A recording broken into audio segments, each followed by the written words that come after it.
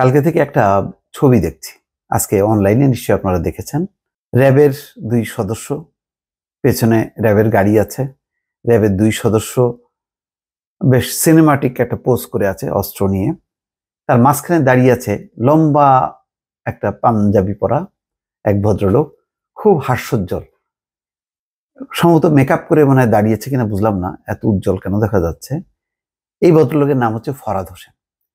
তিনি জনপ্রশাসন মন্ত্রী ছিলেন শেখ হাসিনার। তো এরকম ভাবে আসামির পোজ দিয়ে আমি দেখিনি। তো এটা ভাবলাম যে এটা কেন, আসলে তারা খুব শান্তিতে আছে। তারা যখন নাকি এখন ধরা পড়ছে, তারা এক ধরনের মেহমানখানায় চলে যাচ্ছে।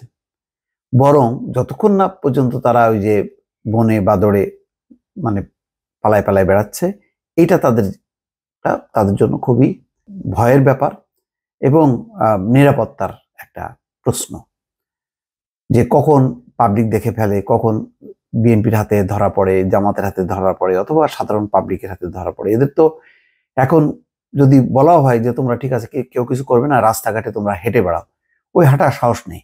বিএনপি জামাত লাগবে না, পাবলিক পাইলেই পিটানো শুরু করবে।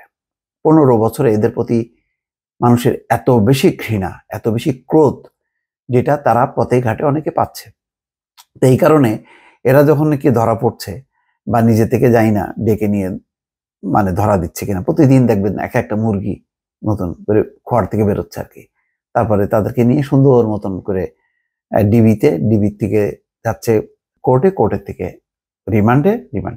কোথাও কোনো মানে এখন ওই পিটুনি দেওয়া হচ্ছে, চট থাপ্পড় দেওয়া হচ্ছে, কোনো ইয়ে নেই। আমি শুনলাম একজন কারাবন্দী বললেন ভিতর থেকে, তিনি এখন ছাড়া পেয়েছেন, নামটা আর বললাম না, বললেন যে ভাই ভেতরে দেখলাম যে সালমান এফ রহমান এবং আনিসুল হক আসছেন, পরের দিন থেকে তাদের কি ফুরফুরে মেজাজ, কি চমৎকার তাদের মানে সফেদ পাঞ্জাবি পরা, মনে হচ্ছে যেন তারা মুক্তি পাইছে।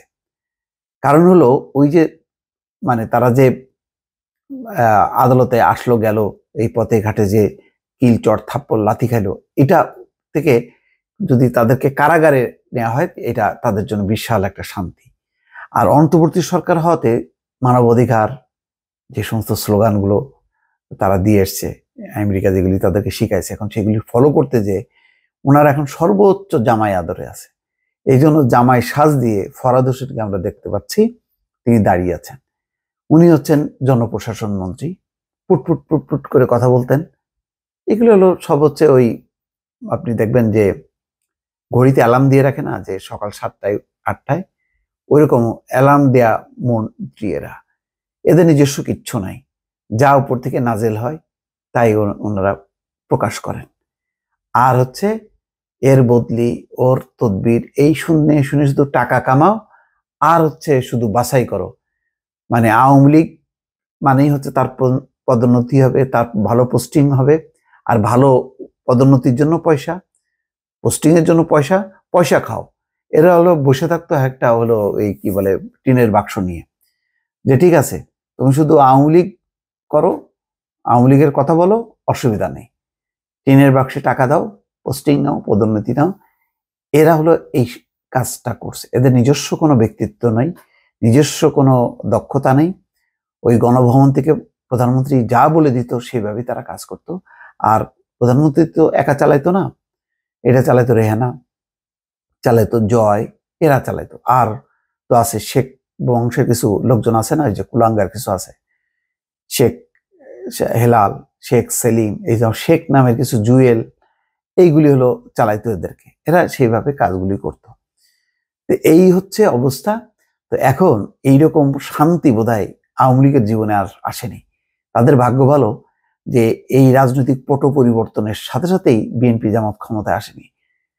যদি আসতো তাহলে কত ধানে কত চাল বের করে দিত। এরকম জামাই আদর পাওয়া, তাদের সময় বিএনপি জামাত তাদেরকে অ্যারেস্ট করতো, জামাই আদর করতো, কি করতো, তাদেরকে আতঙ্কে থাকতো ক্রসফায়ার নতুবা আয়নাঘর, এই তো নির্যাতন নিপীড়ন কত রকমের সবগুলি চলছে। আর এখন ওনারা এত 15 বছর অপকর্ম করার পর কি সুন্দর মানে জামাই পোজ দিয়ে তারা এসে বিডিআর এর সাথে ছবি তুলতেছে, তারপরে চলে যাচ্ছে সুন্দর করে কারাগারে। ভালো দর্শক, ভালো থাকবেন। আল্লাহ হাফেজ।